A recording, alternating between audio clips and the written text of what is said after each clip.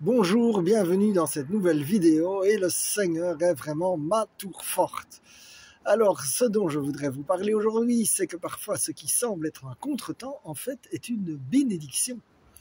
Et donc, j'étais à Merville, près de Lille, et je devais rentrer chez moi. Et comme je rentre en transport en commun, c'est souvent compliqué, lent, et donc je cherchais un covoiturage. Et puis, par les hasards, j'apprends qu'il y a quelqu'un qui passe par la Belgique, et je dirais même, en principe, près de chez moi. Et donc, je demande pour un covoiturage, mais la personne refuse.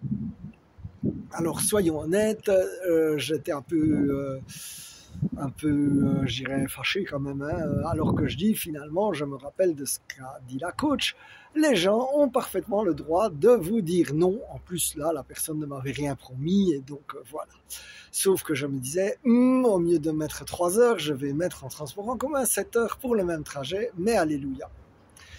Alors d'abord, j'ai pris position et j'ai regardé que l'organisatrice, eh bien, elle a bien déjà voulu me reconduire à la gare, ce qui était déjà non négligeable. En plus, elle a dû organiser que je puisse manger avant la fin pour que j'aille mon train, etc. Elle a fait tout ça et donc je peux choisir de regarder le côté gratitude et le côté abondance du Seigneur ou le côté qui manque.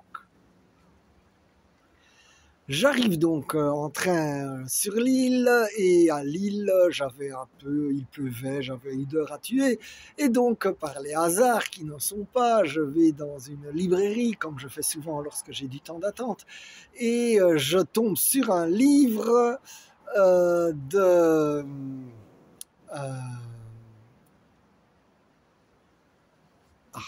petit trou. En tout cas, la personne, Lise Bourbeau, la personne qui a écrit les 5 blessures, elle en a écrit un nouveau. Et dans ce livre, je vois quelque chose de très intéressant, qui est que les blessures d'enfance, eh bien, lorsqu'elles proviennent des parents, elles vont souvent se refléter dans les relations affectives, amicales ou amoureuses. Et lorsque les blessures viennent de l'école, elles vont souvent se refléter dans le milieu professionnel, qui parfois n'est qu'une grande cour de récréation. Et donc je trouvais ça déjà intéressant, et puis à Lille je continue mon trajet, et donc je rentre.